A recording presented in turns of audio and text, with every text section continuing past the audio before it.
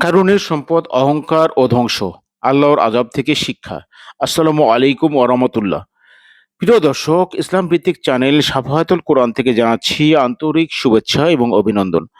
আজ আমরা শুনব ইতিহাসের এমন এক ব্যক্তির কাহিনী যার সম্পদ ছিল অকল্পনীয়, কিন্তু তার পরিণতি ছিল ভয়াবহ ও শোচনীয়। তিনি হলেন কারুন। তিনি ছিলেন এমন এক ধনী ব্যক্তি যার সম্পদের কথা জানলে আজকের দিনের বিলিয়নিয়াররাও অবাক হয়ে যাবে। কিন্তু সেই ধন সম্পত্তি হয়ে দাঁড়ালো তার ধ্বংসের কাহিনী। কারুন কে ছিলেন? কারুন ছিলেন বনী ইসরায়েলের একজন এবং মুসা আলাহিসাল্লামের নিকট আত্মীয়। অনেক মুফাসসিরদের মতে তিনি ছিলেন মুসা আলাহিসাল্লামের চাচাতো ভাই।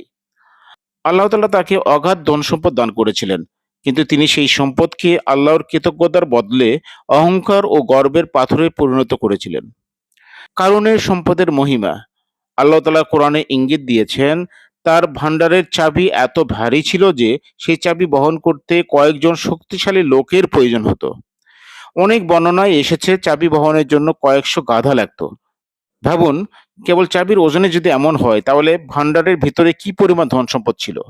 সোনা, রূপা, মূল্যবান রত্ন, গরু, বাছুর, উট, জমি, যেন দুনিয়ার সব বিলাসিতা এক জায়গায় জমা ছিল। কিন্তু এই প্রাচুর্য তাকে বিনয়ী করেনি, বরং আরো উদ্ধত করে তুলেছিল। জাকাতের অস্বীকার।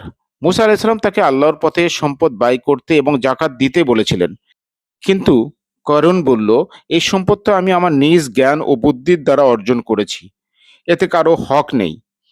সে শুধু অস্বীকারই করল না, বরং মুসা আলাইহিস সালামের বিরুদ্ধে ষড়যন্ত্র করল, যেন মানুষ তার প্রতি বিদ্বেষ পোষণ করে। এটাই ছিল তার সীমাহীন অহংকারের চূড়ান্ত পর্যায়। অহংকারের প্রদর্শনী। একদিন কারণ বিলাসবহুল পোশাক পরে অসংখ্য চাকর বাকর আর সম্পদের জাঁকজমক প্রদর্শন করে জনসম্মুখে বের হলো। মানুষ দুই ভাগে বিভক্ত হয়ে গেল। কেউ বলল, আহা, যদি আমাদেরও কারুনের মতো সম্পদ থাকতো। আর জ্ঞানী ও ইমানদাররা বলল, হায়, যদি তোমরা বুঝতে, এই সম্পদ পরীক্ষা মাত্র, অহংকার ধ্বংস ডেকে আনে। আল্লাহর শাস্তি। কারুনের অবাধ্যতা ও অহংকার চরমে পৌঁছালো।